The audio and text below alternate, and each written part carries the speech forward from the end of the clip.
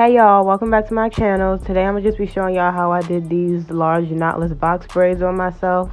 So I just started off with my hair detangled, and I used this Model 3-pack braiding hair. The Murray's edgewax. I used some shinin jam once I ran out of that.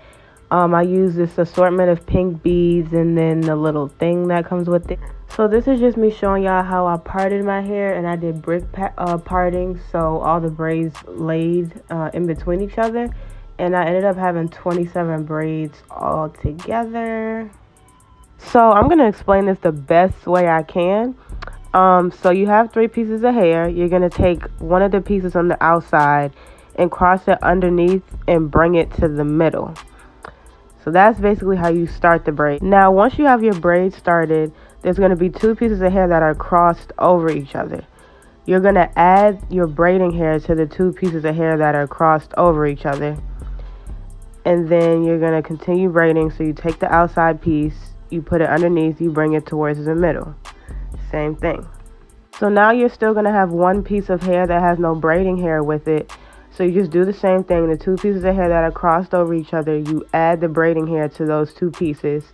So now all 3 sections of hair have braiding hair added to them. And then I just continue to braid. And then I do the same thing one more time. So I add 3 pieces of hair, and every piece of hair is a little bit bigger than the first one. And the pieces of hair you use just depends on the size you want. And then you'll just see me continuing to braid down. And then the next thing I do is I wanted my braids to be butt length. So I add 1 last piece of hair when I get about a quarter of a way down to the end of the braid. And that's just because I wanted it longer. And then you'll see me take 1 piece of hair from one section and add it to another, because that piece of hair was about to run out. So that's just me doing that.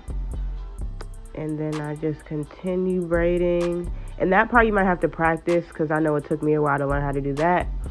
And then this is the thing. This is the part where I add the beads. So you put the braid through the loop. And you just push the beads up until the braid goes through. And then you pull the braid out like that, and then you just take the little plastic thing off, and then you fold the braid over the bead and you hold them together. And then you're gonna see me, I'm just showing you how to do it like that. And then you'll see me take a rubber band, and you just wrap the rubber band around the bead and the braid, and I'll wrap it until I can't wrap the rubber band anymore, just to avoid, the rubber band popping or anything like that. And then you're gonna have an end piece, and you just cut that excess piece off. And then that's how it looks. And that's just me checking the length. So I'm gonna show you how to do it one more time. So you got 3 pieces of hair. You take one of the outer pieces and you put it underneath the piece in the middle, and you bring that piece that was on the outside to the middle. And you can do this as many times as you need before you start adding hair. I do it once or twice. Just so the braid won't be so skinny and then all of a sudden it's a whole bunch of braiding hair. And then once you do that, the 2 pieces that are crossed over each other, you take the braiding hair and you add the braiding hair to those 2 pieces. Then you take that piece that's left out, and you see me holding it, and you put it underneath to bring it back towards the middle.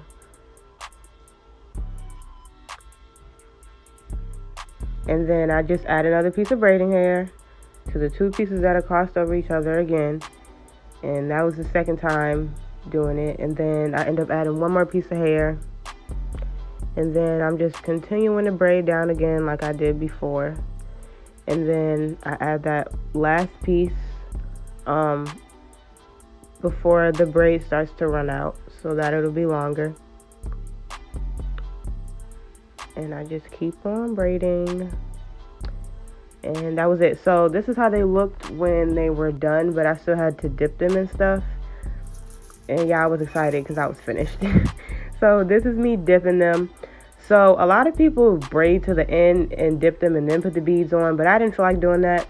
So I just hold the beads and then dip them and make sure they don't get in the pot. It's really easy, honestly. You can put the beads on first and then dip them. you don't have to wait. And I'm lazy. I didn't feel like braiding all of them and then having to go back to put the beads on.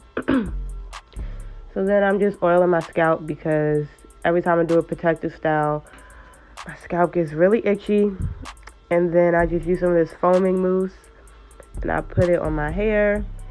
And then this is me trimming the flyaways.